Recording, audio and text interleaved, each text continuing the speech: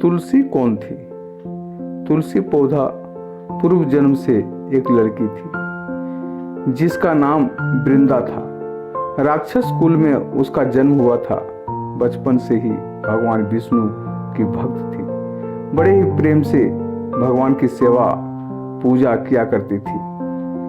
जब वह बड़ी हुई तो उसका विवाह राक्षस कुल में दानव राज जलांधर से हो गया। जलांधर समुद्र से उत्पन्न हुआ था। वृंदा बड़ी ही पतिव्रता स्त्री थी, सदा अपने पति की सेवा किया करती थी। एक बार देवताओं और दानवों में युद्ध हुआ।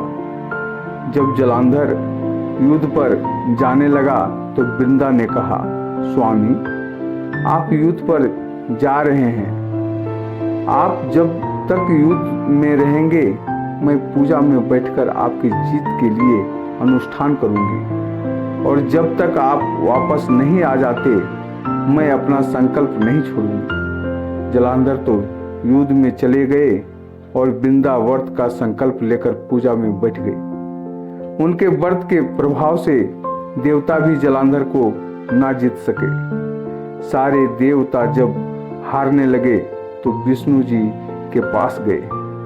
सबने भगवान से प्रार्थना की तो भगवान कहने लगे कि वृंदा मेरी परम भक्त है, मैं उसके साथ छल नहीं कर सकता।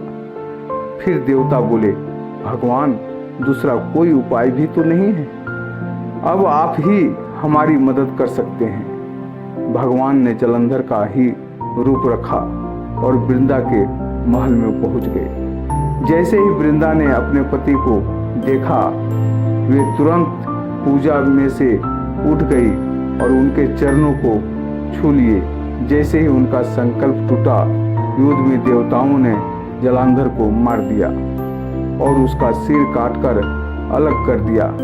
उसका सिर वृंदा के महल में गिरा। वृंदा ने देखा कि मेरे पति का सिर तो कटा पड़ा है, तो फिर ये जो मेरे सामने खड़े हैं ये कौन है? उन्होंने पूछा, आप कौन हो जिसका स्पर्श मैंने किया? तब भगवान अपने रूप में आ गए, पर वे कुछ न बोल सके। वृंदा सारी बात समझ गई। उन्होंने भगवान को श्राप दे दिया, आप पत्थर के हो जाओ, और भगवान तुरंत पत्थर के हो गए। सभी देवता हाहाकार करने लगे। लक्ष्मी जी रोने लगी और प्रार्थना करने लगे, या अब वृंदा जी ने भगवान को वापस वैसा ही कर दिया और अपने पति का सिर लेकर वे सती हो गई। उसकी राख से एक पौधा निकला। तब भगवान विष्णु जी ने कहा, आज से इसका नाम तुलसी है और मेरा एक रूप इस पत्थर के रूप में रहेगा, जिसे शालिग्राम का नाम से तुलसी जी के साथ ही पूजा जाएगा, और मैं बिना तुलसी जी के भोग स्वीकार नहीं करूंगा।